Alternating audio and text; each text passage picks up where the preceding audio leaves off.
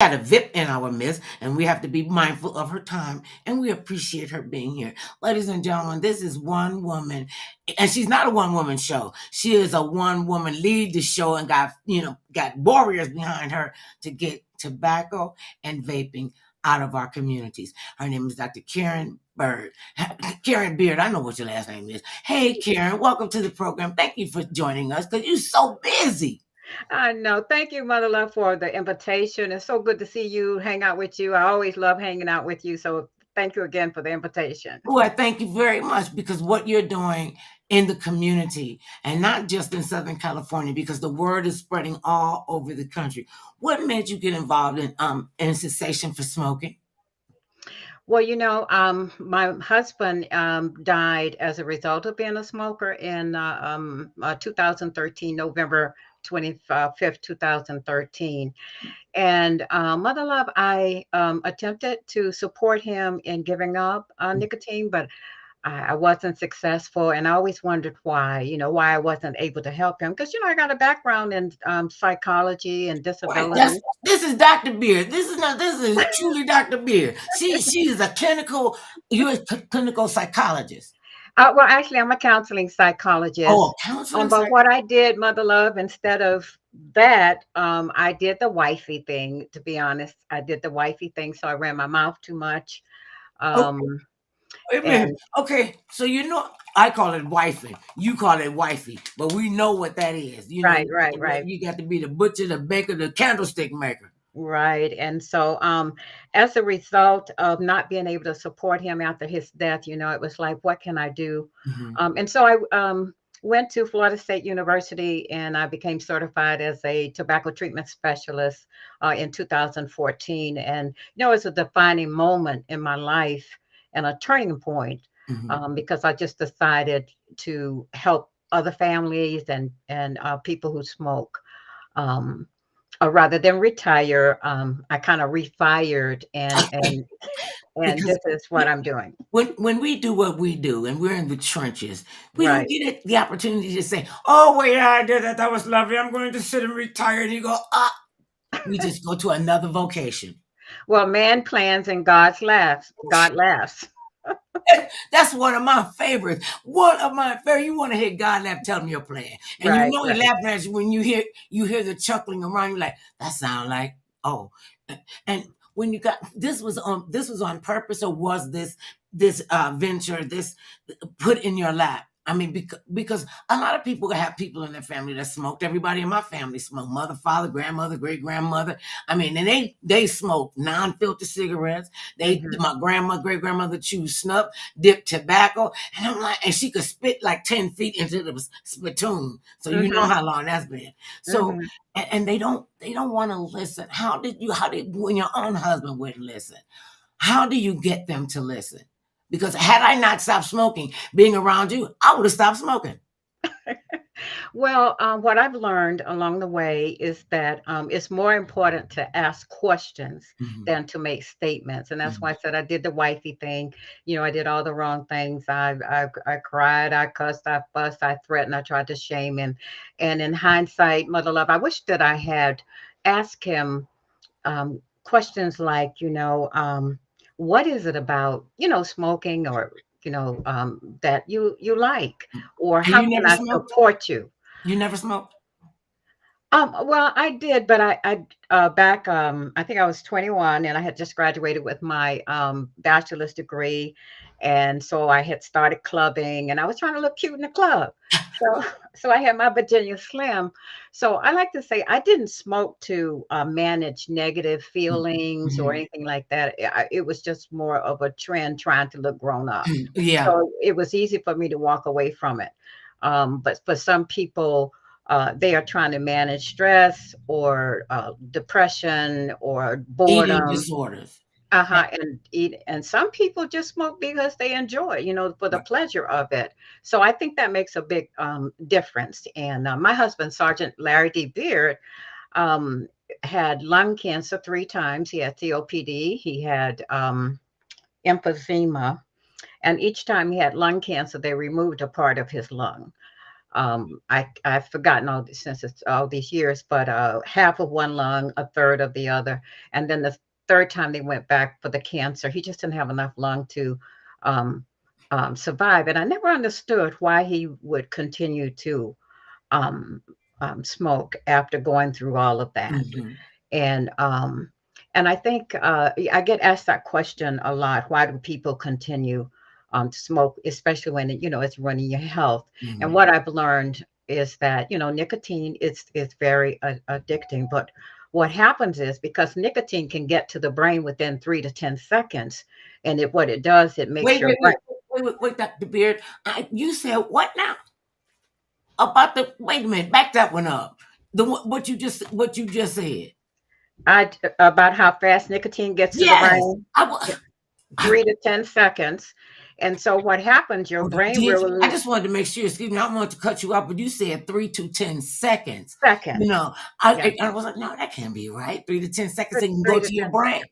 Hmm. So you learn And something so new. what happens is then your brain releases dopamine, and Mhm. dopamine is to feel good neurotransmitter. So, you get a hit, you feel good. And so it's very hard to give that up. And from a physiological standpoint, once you stop smoking, it takes the brain, I think 2 to 4 weeks, the body to clear the nicotine out, as well as to the brain starts producing the dopamine on its own rather than being triggered by the nicotine. So there's a period of adjustment where people are uncomfortable. You have withdrawals, and some people have different levels of discomfort that they Mhm. can um, bear. And so if you're a person who has a low tolerance for being, uncomfortable or Mhm. experiencing discomfort, you tend to want to go back to that made you feel good. And I'd like to say from a psychological standpoint, professionals like myself, we look at smoking as a problem, but we have to understand that the people who are smoking, they look at it as a solution. Right. And so we have to come from their perspective, and what I mean by that is just validate them for it rather than challenge them around the issue of smoking. So in my program, I don't ask people to set a quit Hold date. on, we got 5 seconds. Just take a I told you Okay. gotta play the theme song. Okay.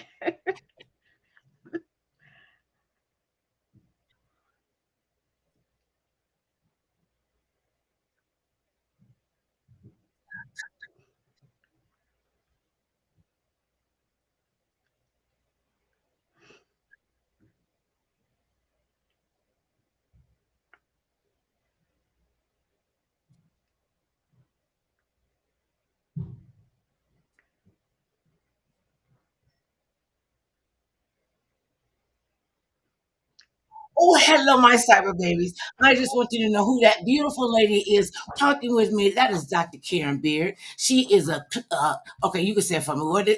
What's your title? I'm Uh, a certified tobacco treatment specialist. and that's what we're talking about today, about smoking cessation, because has a literally a death grip on our communities, and especially our young people. I would have never thought that I would see something like vaping. That's what the old people do with a hookah. You shouldn't even be doing stuff, crazy stuff like that, and they're targeting our children.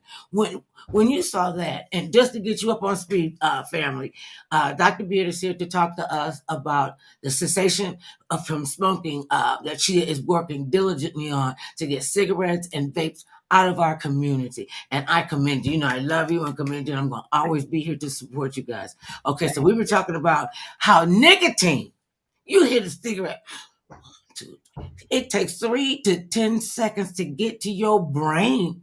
Okay, Right. that alone should be scary. Yeah. And so, it's a quick a shot of dopamine, which makes you feel good. Mm-hmm. And the thing about it is, if you're stressed, it'll relax you. If you're feeling tired, it'll lift you up. And so, and again, I think my point about some people just don't have the tolerance for the discomfort that Mm-hmm. you go through between when you stop smoking and waiting for the body to clear out the nicotine in the brain to start functioning, Properly, appropriately because on its when I own. stopped smoking, Dr. Beard, I thought I literally felt like I could chew my wrought iron railing off of the staircase, and I Hmm. literally had the shakes. I was like, "Oh my god, oh my god!" The first thing I quit smoking when I came out here to California from Ohio. Like I said, everybody in my family smoked. Mother, father, grandpa, sister, brothers, and their my cousin. Well, she didn't really start me to smoking. I was being defiant. My mother was the kind of person that she took in family members, took in people we have never seen in our lives, and clean them up, dust them up, get them fed, and put them out. Well, one of our cousins came, and she was 12 years old.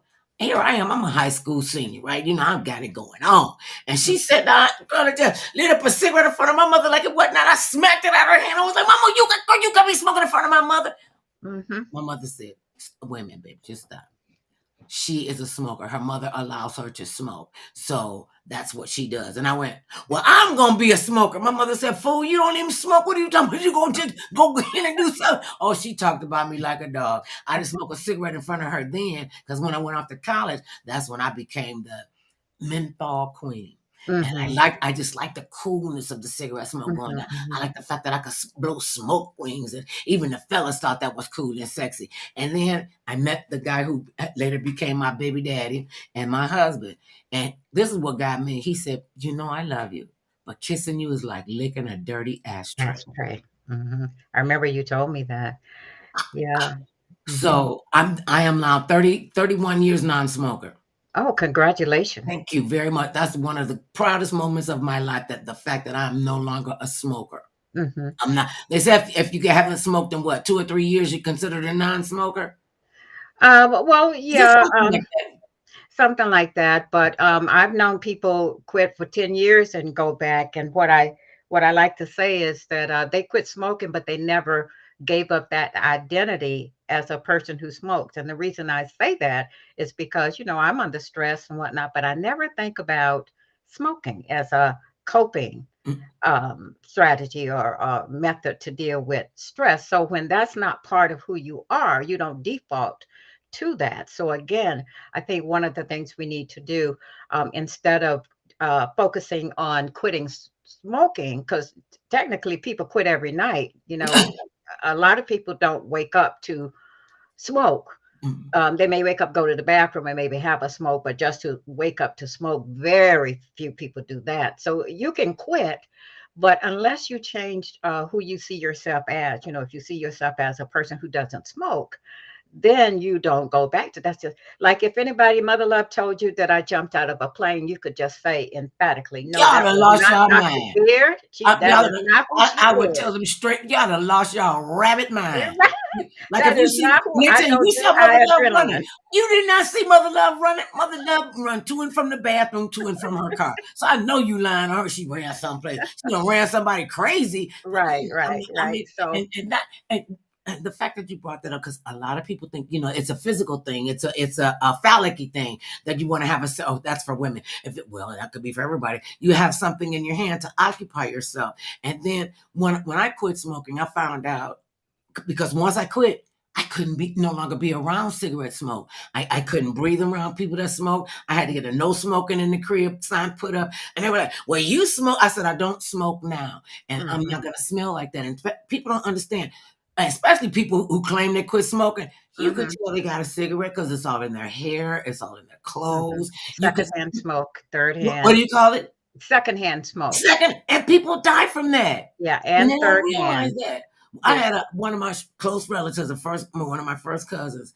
Her husband smoked really heavily. She never did smoke, and she died before he did from right, secondhand right, smoke. right. You can be exposed to it. And that's why, sometimes I talk with people and they'll say, Dr. Bill, I don't smoke. And so, they need to stop and whatnot, as if it's not all of our concern. But it Mm, should be, because even if you don't smoke, you can be exposed to secondhand smoke. You can't smoke in the places, restaurants and places like that. But people are free to smoke. Like yesterday, I was in a plaza, and when I walked out of the store, because of the area that I was in, I mean, I could just smell the smoke in the air, mhm. so I'm inhaling that.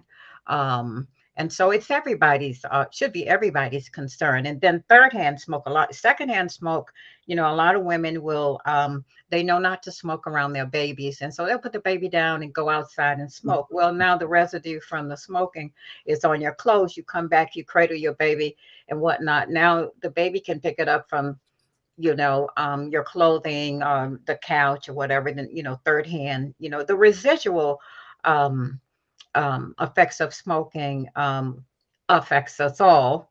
And so that's another reason why I think that smoking is not just an issue for the person who smokes. It's a community, a neighborhood, a society, issue. But I do believe that, what we need to do is show compassion to the person who's struggling to, quit smoking, because it's not an easy thing. Because in addition to being a physiological dependence, Mhm. it's also psychological, and then it's social. I had a person in one of my classes who, was a very outgoing social person. His friend smoked. He wanted Mhm. to quit, but he continued to smoke only around his friends because he didn't want to be ostracized. Because sometimes our friends and our family, they like when we make changes, we make people feel bad about, that trying to quit smoking. And so we had to work through that, for him. So that was a social issue. He said, I Mhm. don't smoke anytime other than around my friends. I don't. And then you have to think, what do you do if you smoke, you quit smoking and your family members still do? What do you do after the Thanksgiving dinner when everybody goes outside to smoke? Or what do you do if you're at work and, uh, you're used to taking a smoke break? Well, what do you do during that time? And so, you can't leave a gap. When we ask people to give up something like, nicotine gap there, we have to replace it with something. Otherwise, you feel a deep sense of loss. My go-to was cooking. Everybody in my family thought I would never learn how to cook, and when I Mhm, first stopped smoking, I tried to cook up everything in the house. I mean, mhm, it was only my son and my husband and myself, and they were like, What army are you cooking for?" It was a way to keep my hands busy because I didn't have the cigarette in my hand anymore, mhm. and then when I stopped drinking alcohol, they were like, "'Cause me and Jack Daniels, if I had some right here, I will show you how much he was my friend." And I said, "I'm not gonna substitute not smoking anymore with alcohol and going out and doing all that kind of crap." And I didn't want to do it with food because food was my familiar. I mean, it still is, but I'm in a position where I don't have to be concerned about the weight gain because I have a different lifestyle.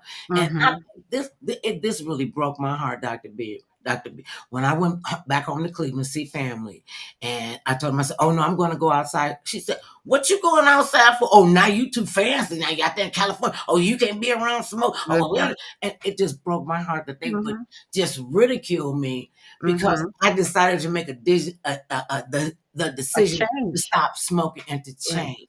Mhm, And because of your background, what are some of the kinder things that you could? Well, sometimes you got to be real harsh with them. Like I had to put a sign on, "You're not coming in here." So my husband, when Febreze came out, my husband had a little kit. He got a big bottle of Febreze. He got some hand wipes and everything. So you got to come into the house, get hosed down with the Febreze, and wash your hands.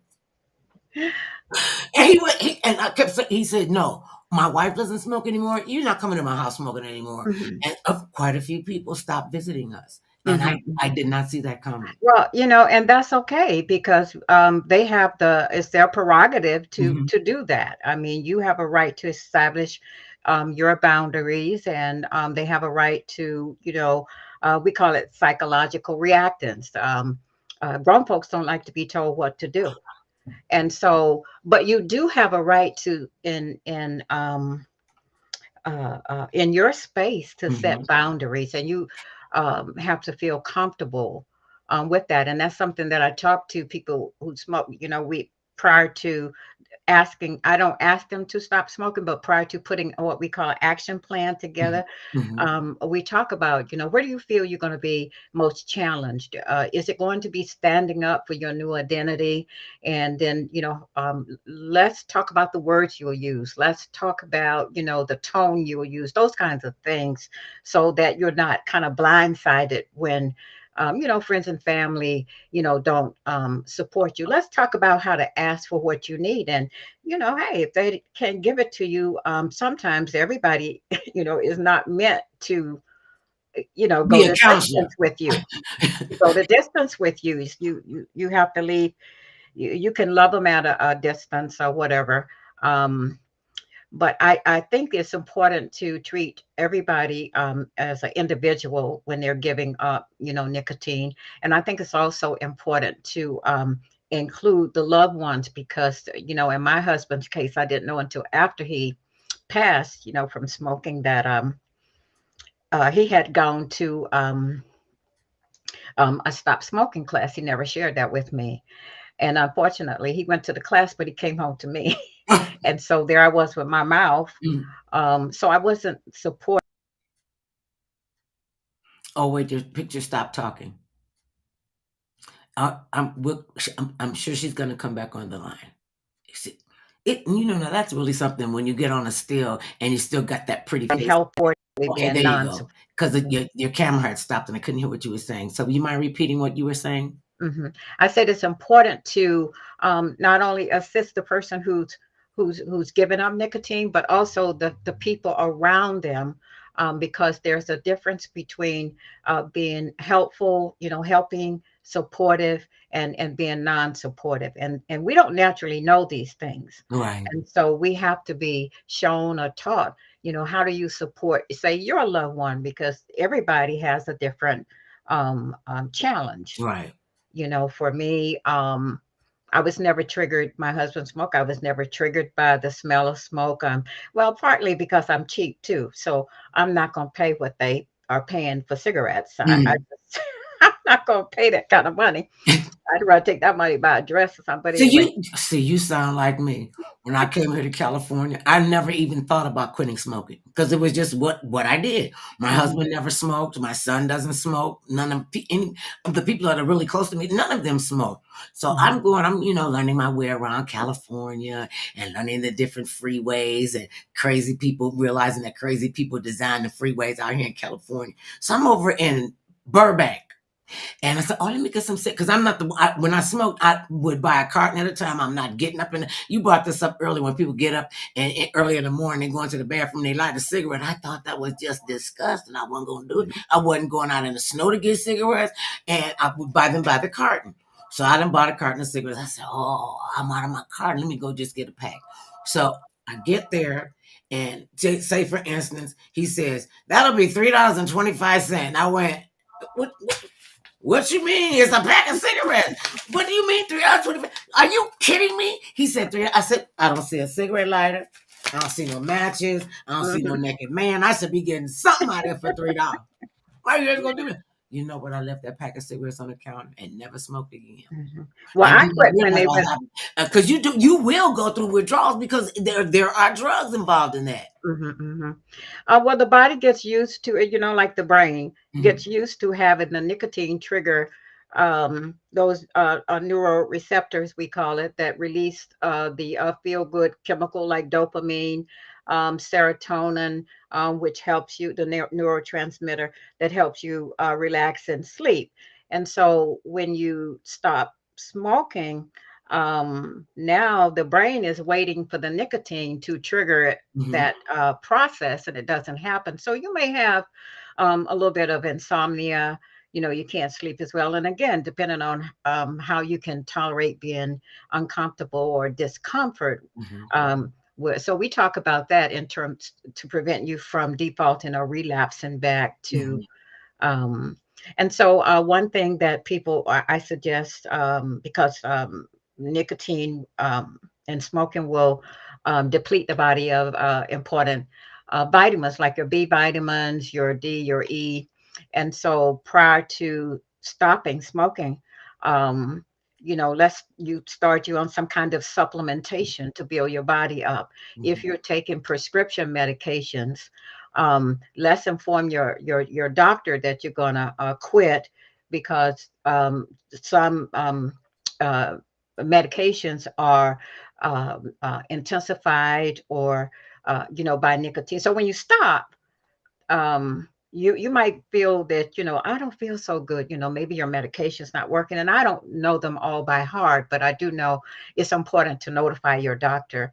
And he'll probably be happy to hear that anyway, that you're quitting, so that if anything needs to be adjusted, it can be adjusted. And so, Mother Love, that's why I say, it's not as simple as telling people, You um, need to quit smoking. just stop. You know, Yeah, right. you have to plan for it, physically, psychologically, and socially. And so we put an action plan together, so ahead of time what you're going to do, because it's those moments where you have to pause and give thought to what I'm going to do, that you might um, just give up and go back to what you were doing. But if you have a plan in place, and I do, like today, I'm teaching my class on deliberate practice. How do you practice giving up cigarettes? Now that a nicotine, that might sound odd, but you do have to practice the new behavior. Yeah, and that is really what is important. Get your mindset together to say that this is an activity I am not going to fall into. And Mhm, when you tell yourself you can do a thing, you can do mhm, a thing. When you tell mhm, yourself you cannot do a thing, you're right. You can't do it. Either way, you're mhm, gonna be right. And one of the things, and I never even thought about this until I started talking with you all. When you said make a plan, kind of sort of had a plan. After I left the cigarettes on the counter, I still felt the need for nicotine. So I had three cigarettes left in the freezer. So I said, well, it's not gonna be that bad. I'm just gonna smoke this something, go outside. And I said, no, I'm not gonna do this. What I'm gonna do is I'm going to put the ashtray in the farthest place that I would have to walk to in my house. My husband mhm, banned me from smoking in the car. So, and had one ashtray. I got rid of all the ashtrays because, as a smoker, I want pretty crystal ashtrays. I want everybody. mhm, I took all the ashtrays out, gave them all away except for one. Except mhm, for one. And I kept saying to myself, okay, I want a cigarette. I could wait 15 minutes and do something else. And when the 15 minutes is up, and it went from 15 minutes to 30 minutes to 60 mhm, minutes. mhm, And mhm, it took my body a while because I smoked mhm, for 20 years. It took my mhm. body a while to get that. And to this day, I cannot stand being around people that smoke cigarettes. Mhm, mhm, mhm. And so you just have the right to say, um, would you mind not smoking around me? Or if you can exit the area, then you exit, the area. But I think the biggest mistake that people make is that underestimating, nicotine is a psychoactive drug. Just like cocaine, and other street drugs. But for some reason, we don't look at nicotine in cigarettes that way. We just think it's a easy, Because um, it's legal.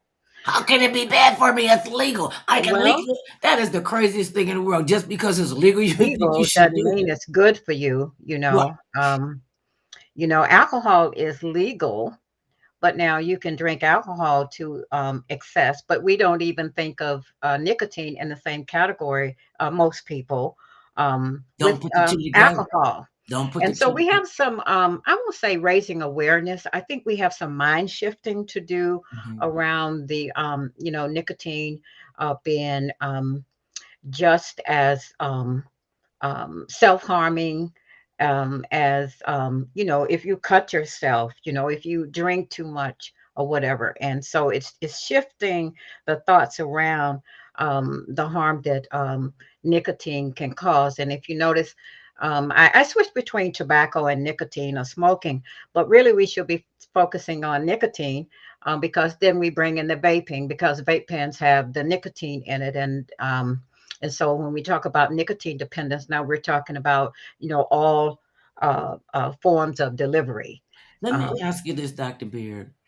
Do you think that the advertisers, especially of menthol cigarettes, um, uh, saw that they could get people addicted because of the taste, because of it's cool, and they, dumped it all into the African Listen. Americans, our Latino brothers, dumped it in our neighborhood, and oh, they'll never do. We'll keep them addicted. We'll keep them addicted, just like they put food and put all these additives and preservatives in them. And my grandparents were heavy smokers. My grandmother would go to 2 packs of Pale Male, Pall Mall, whatever it was, in a day.